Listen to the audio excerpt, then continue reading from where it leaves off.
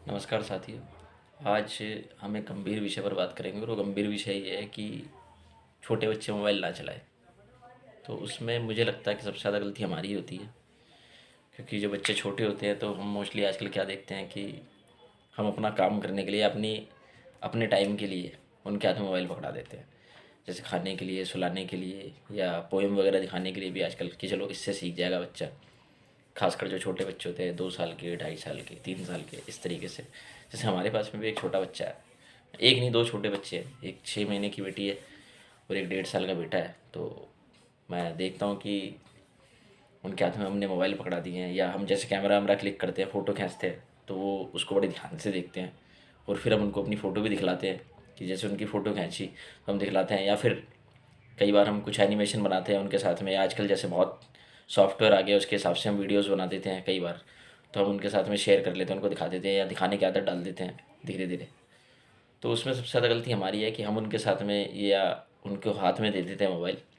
तो इस तरीके से हम, और इतनी उनकी मेंटल स्ट्रेंथ यानी मस्तिष्क का इतना डेवलप तो हुआ नहीं है कि वो सही और गलत की परख कर सके। वो तो वैसे भी हमारी नकल करते हैं। खासकर 5 साल से छोटे बच्चे जो होते हैं वो मोस्टली बड़ों की नकल करते हैं, और वो ही एक ऐसा ट्रैप है जिसमें हम ना चाहते हुए उनको फंसा देते हैं। तो मुझे ऐसा लगता है कि आप मोबाइल उनके सामने कम से कम चलाएं। और दूसरा, अगर आपकी ज़रूरत नहीं है तो स्मार्टफ़ोन आप ना खरीदें। कि अगर आपकी ज़रूरत नहीं है तो घर में वाईफाई ना लगवाएं, स्मार्ट टीवी ना रखें। तो इससे क्या होगा कि आपका बच्चा उस तरफ नहीं जाएगा जहाँ पर वो कुछ भी सर्च कर सकता है या कुछ भी वो चलाना सीख सकता है। क्योंकि कीपैड वाला बटन उसके लिए उतना उपयोगी नहीं है जितना टच स्क्रीन और स्मार्टफोन उपयोगी है, क्योंकि उसमें इंटरनेट है, कुछ भी वो चला सकता है, कुछ भी वो सीख सकता है, कुछ भी वो दबा सकता है।